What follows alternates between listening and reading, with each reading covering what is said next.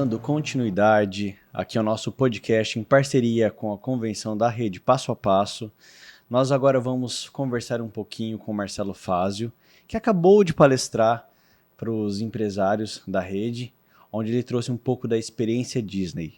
E agora ele vai trazer um pouquinho aqui para nós sobre essa experiência. Marcelo, seja muito bem-vindo ao nosso podcast. Obrigado. É um prazer ter você aqui conversando com a gente. Marcelo, por favor, para a gente começar, para que as pessoas possam te conhecer um pouco, fala sobre sua trajetória. A minha trajetória? Bom, a minha trajetória ela é bem variada. Na verdade, até os 26 anos de idade eu era músico profissional, né?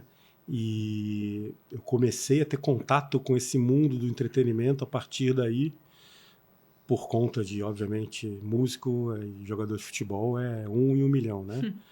Mas, enfim, resumindo a minha trajetória, eu entrei no mundo do entretenimento em 1997, na Columbia Pictures ainda, né?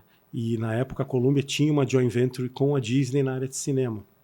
Então, eu fiquei muito próximo da turma da Disney toda, das pessoas da Disney Brasil. E depois eu me mudei para São Paulo para empreender, para abrir uma agência, passei um tempo na agência. E depois tive a oportunidade de voltar ao mercado pela Disney. Tá. Né?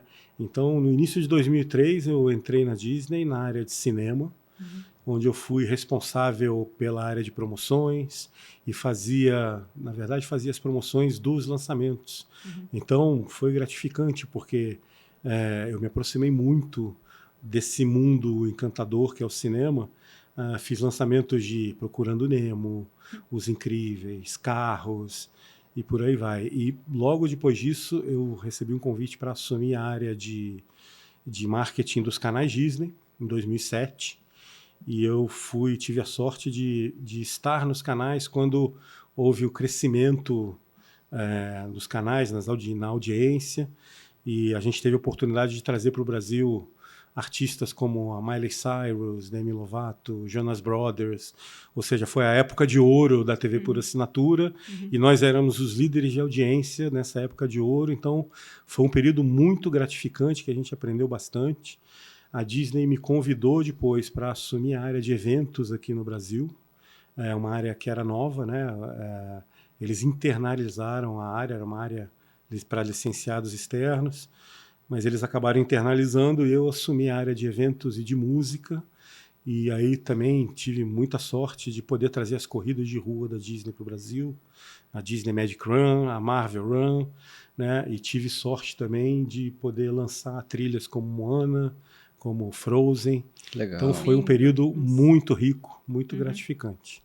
E foram 15 anos de uma jornada fantástica, né? Vivenciando esses processos todos que levam ao encantamento do cliente e que acabam encantando a gente também, e a gente fica totalmente fã e fica totalmente hipnotizado pela força que a marca tem com os fãs. Que maravilha, bacana. Maravilhoso. Então você já adiantou aqui que a carreira marcante no The Walt Disney Company, liderando diversas áreas, né, Marcelo, por 15 anos. Liderei especificamente a área de TV, tá. A área de eventos, de música, e depois, um pouquinho antes de sair da empresa, eu liderei também algumas franquias. Olha só. Franquias do Mickey, do Toy Story. Tá. E o que mais te marcou durante essa trajetória, né? E como que essa experiência moldou sua visão sobre o encantamento e a excelência em serviços? Nossa, que pergunta legal. Olha, foram tantos momentos marcantes. A cada evento que a gente fazia, a cada pré-estreia de filme que a gente fazia, que a gente via o brilho no olhar das crianças, das famílias, aquela felicidade de estar encontrando o personagem. Todos esses momentos são muito marcantes. Tá. Né? Mas talvez um dos mais marcantes para mim foi quando a gente conseguiu realizar a primeira Disney Magic Run no Brasil. Tá. Porque foi um projeto muito audacioso, um projeto muito difícil de ser colocado na rua, literalmente. Isso, literalmente. Né? Porque você tem que fechar ruas, você tem que depender de órgãos públicos, você tem que depender de polícia militar, de uma série de coisas que não são tão simples de fazer, e você tem que fazer isso pensando no encantamento Disney, Tá. né? Que é sempre vários degraus acima do que a concorrência faz normalmente. Uhum. Então foi realmente desafiador pela proposta, pelo projeto, pelo tempo para colocar esse projeto na rua, mas foi fantástico. No dia que a gente conseguiu fazer e deu a largada, foi um momento muito emocionante da carreira. Legal. Bacana. Muito bacana. Ô Marcelo, e você também foi curador de conteúdo de exposições como o Mickey 90 e o Mundo Pixar. Como foi o processo de pesquisa e desenvolvimento desses projetos? E o que você acredita ter sido de impacto para o público? Essa história é muito legal porque eu fui curador já fora da Disney. Eu já tinha saído da Disney nessa época e eu recebi convite dos organizadores para fazer essa curadoria. Tá. Justamente porque eu conhecia a filosofia da empresa, eu conhecia o assunto, né? E eu sabia aquela coisa, você sabe o que pode, o que não pode, então é uma economia de tempo e de direção absurda. Então, essa experiência de fazer a curadoria foi muito interessante, eu nunca tinha feito na época do Mickey, e foi um aprendizado fantástico que eu fiz em parceria com a Case Lúdico, que é a empresa que fez toda a cenografia. Eles são geniais, o Marcelo, meu xará, é um cara visionário também. Ele me ajudou demais e foi muito legal porque, no mesmo caso do Mundo Pixar aí que você fala, né, o que foi mais legal de fazer? A curadoria é justamente você buscar informações e conteúdos que não necessariamente o público já saiba, né? Porque você vai na exposição do Mickey e você sabe que você vai ver o Mickey, mas quais são os detalhes que enriquecem essa história? O que vai surpreender aquele O público? que vai surpreender? Tipo, contar coisas para esse público que eles não conhecem. Isso foi muito legal. Na exposição do Mickey especificamente, a gente trabalhou muito com conteúdo de bastidores, tipo a história do próprio Disney, a história da Disney que se mistura com a história do Mickey, né? Eles são complementares, um é o outro, não tem jeito. Então a gente trouxe muita informação, muitos vídeos antigos, uma riqueza de material assim fantástica. E a do Mundo Pixar foi um desafio também muito bacana, mas um pouco diferente, porque é um formato diferente, era uma exposição mais assim, instagramável. Né? Então a gente procurou fatos curiosos dos bastidores das produções, cenas, algumas coisas que foram cortadas, algumas curiosidades sobre os personagens, a forma como eles foram construídos, ou seja, um trabalho de pesquisa mesmo nos livros de Pixar, de Disney, com o diretor, com os produtores contando como foi, e a gente faz um trabalho para tentar juntar isso e colocar isso como informação, como um valor agregado para a própria exposição. Sim. As crianças iam fazer fotos nas gigantografias, aquelas coisas todas, e tinham as informações lá, né? Tanto para quem quisesse ler lá na hora, tinha também toda a parte de conteúdo audiodescritivo, né? Pensando na inclusão, nas pessoas com deficiência visual. E eu que cuidei desse projeto todo também, da roteirização do texto, então foi uma experiência incrível também. Marcelo, a nível de curiosidade, assim, quantas pessoas envolvidas nesse processo todo, assim? Você diz na produção? Isso, enfim. Nossa, muita gente. Muito. Assim, porque eu no dia a dia eu tinha contato com, te diria assim, umas 10, 11 pessoas, mas eu sei que eram muito mais. Eu, sem medo de errar, eu diria que tem mais de 80 pessoas envolvidas em cada uma dessas produções. Meu Deus. Porque é muito rico. Muito. Né? É uma coisa, é muito grande, muito detalhe, é um processo extremamente detalhado. Né? Incrível. E para mim foi muito enriquecedor acompanhar esse processo e fazer parte dele. Sensacional. Nos seus workshops, né, e palestras, você foca no conceito de encantamento, né, do cliente. Quais são as principais lições que empresas podem aprender com as premissas de Walt Disney para criar experiências memoráveis? O que eu acho mais fantástico nessa história toda é que as premissas do Walt Disney, elas são surpreendentemente adaptáveis a qualquer tipo de empresa. Né? O Disney foi um cara extremamente visionário, foi um gênio. Né? Ele tinha um propósito muito forte, que era o de proporcionar felicidade às pessoas. Ele queria transformar os sonhos em realidade e ele queria ver as pessoas felizes. né? Então ele conseguiu traduzir isso através das histórias poderosas que a Disney conta. Eu falei um pouco disso hoje, da importância do storytelling, da força que as histórias têm. Uma história, quando ela é bonita e ela é bem contada, ela tem o poder de te trazer para dentro da história. Aquela história, você passa a se sentir parte dela. Isso, né? pertencente. E o encantamento tem um pouco disso, que daí você começa a entender a história e você se surpreende, né, com o desfecho das histórias, você se surpreende com a... Primeiro, todas elas, se você parar para analisar, são histórias impossíveis. Você pega o Rei Leão, o animal não fala. Né? Onde você vai imaginar que você vai reunir uma quantidade enorme de espécies diferentes, mas eles vão conviver normalmente, achando que o Rei Leão é o bonzão, é o rei. Né? Isso não existe. Você pega carro não fala. Né? Carro não enxerga. Né? E você vê a riqueza de detalhes também, que é outra coisa. Os carros, os olhos dos carros têm as expressões dos carros. Né? Você pode reparar que todas as cenas, se você olha para o segundo plano de todas as cenas, tem um movimento, tem alguma coisa acontecendo. Né? Um terceiro pilar muito interessante é a história da linguagem universal. Ou seja, Toy Story, o mundo inteiro, as crianças têm brinquedo preferido, tem o brinquedo que não quer abandonar, tem o brinquedo que ela não liga. Né? Todas as crianças adoram brincar de carrinho, de corrida, de carro. Ou seja, as histórias que a Disney conta são universais. E tem sempre tecnologia invisível. Você está tão encantado com Avengers, por exemplo, que você esquece que o Hulk é uma computação gráfica. O Hulk não existe. Né? Então, assim, a força do storytelling da Disney é, para mim, uma das grandes armas do encantamento deles. E, obviamente, tem todas as outras premissas do Disney, que é aquela história da busca constante pela melhoria. O Disney era incansável, ele tinha a insatisfação positiva.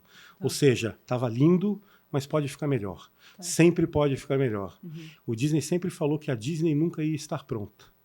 E você que frequenta muito, você vai estar sempre em obra, tem sempre alguma coisa mudando. Porque ele fala, enquanto nós tivermos curiosidade, né, e vontade de contar novas histórias, de procurar coisas novas para fazer, a gente vai continuar seguindo em frente. Né? E esse é o grande valor que o Disney deixa em termos de legado para todo mundo. Né? Siga em frente, continue sendo curioso, continue procurando coisas novas para fazer e continue focado no cliente. Isso. Todos os processos que você cria, todas as formas de atendimento que você cria, eles precisam estar pensando na experiência do cliente. Né? Você precisa proporcionar ao cliente algo a mais. Você precisa entregar para o cliente mais do que ele está esperando. Porque dessa forma ele se encanta com a marca, ele vira fã da marca, ele vira embaixador da marca e ele vai fazer o seu trabalho de divulgação para a sua marca. Então esse, para mim, é um dos maiores legados do Disney, esse desejo pela melhoria contínua e pela excelência em serviços que levam a esse encantamento. Maravilha. Marcelo, e além de atuar como um palestrante e consultor, você também foi mentor no programa Gerando Falcões, né? Foi. Como que essa experiência te impactou pessoalmente e quais são os seus projetos mais empolgantes daqui para frente? Daqui para frente. Olha, esse projeto eu fui convidado pela Gerando Falcões para fazer a mentoria voluntária para líderes de comunidade, para empreendedores que eles encontram nas comunidades, e eles, não sei se ainda tem, né, ainda hoje, mas projetos que eles investem nas ideias e nos projetos desses líderes. E aí eles colocavam esses líderes para fazer mentorias de todos os assuntos.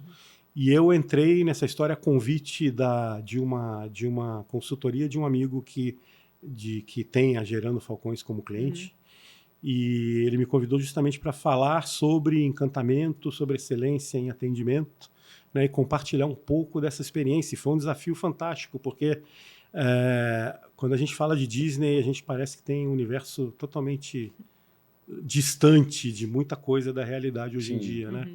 E as premissas são tão adaptáveis que mesmo para projetos muito embrionários, como ONGs, etc., tem muita coisa para se adaptar. E eu tive a oportunidade de mentorar, foram 3 líderes que eu mentorei em momentos diferentes, com projetos diferentes, com cabeças diferentes, mas que todos eles tiveram uma percepção muito bacana, que é tipo, nossa, isso eu consigo fazer. Nossa, isso vai fazer muita diferença. Né? Então, assim, o grande legado que eu trago dessa experiência que eu tive a oportunidade é essa aproximação das culturas, né, e das realidades, e de tentar trazer um pouco dessa realidade do encantamento para esse pessoal que eles fazem um trabalho fantástico. Né? É inspirador o que eles fazem, a força que eles têm, a vontade de mudar que eles têm, de fazer, de contar a história diferente do que ela é. E são realmente empreendedores com uma garra e com uma força muito grande. Incrível. Né? Como que você... E você me perguntou dos projetos daqui em diante. Daqui para frente, isso. Então, eu estou muito focado nesse meu projeto de palestras e treinamentos e workshops. Eu acredito demais que essas premissas de encantamento do cliente, não só do Disney, mas de todos esses outros visionários que a gente tem, o Jack Welch, que eu falei ali agora há pouco, o próprio Steve Jobs, né, o Bill Gates, esses caras, eles têm tanta coisa legal que a gente pode aproveitar para a nossa vida, para o nosso dia a dia, trazer para a nossa equipe. Eu acho que isso faz um bem danado, não só para a empresa que está fazendo, como para os clientes e para a comunidade em geral. Né? Então, eu estou muito empenhado em expandir essas palestras, esse treinamento. Eu tenho um projeto de levar isso para fora também em algum momento, um momento muito breve, né? Mas eu estou muito focado nisso, em desenvolver isso, em trabalhar em rede, em trazer parceiros para trabalhar comigo, para falar de assuntos que eu não domino.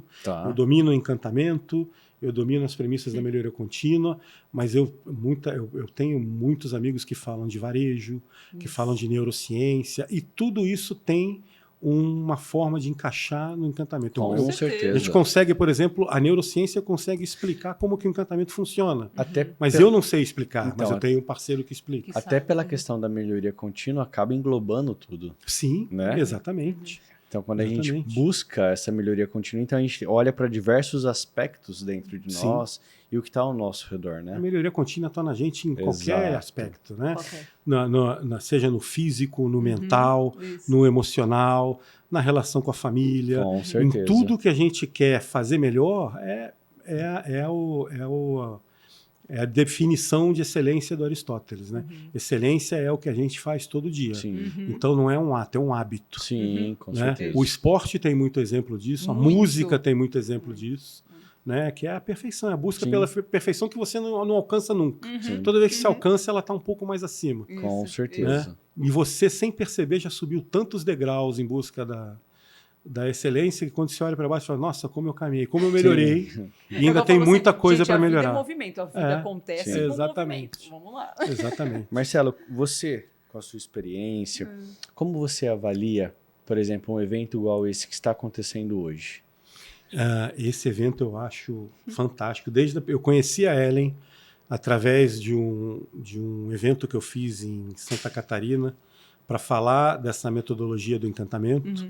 E ele me indicou junto com a ideia da metodologia para falar. Quando a Ellen me ligou, eu me encantei de primeira, porque eu falei, nossa, isso é de um empreendedorismo tão incrível, né? Tão incrível, você juntar hoje, né, 500 empresas de ramos diferentes. Isso para mim é o mais impressionante, né? E você conseguir juntar todo mundo com o mesmo propósito, com a mesma visão, todos na mesma direção e se ajudando, isso é genial.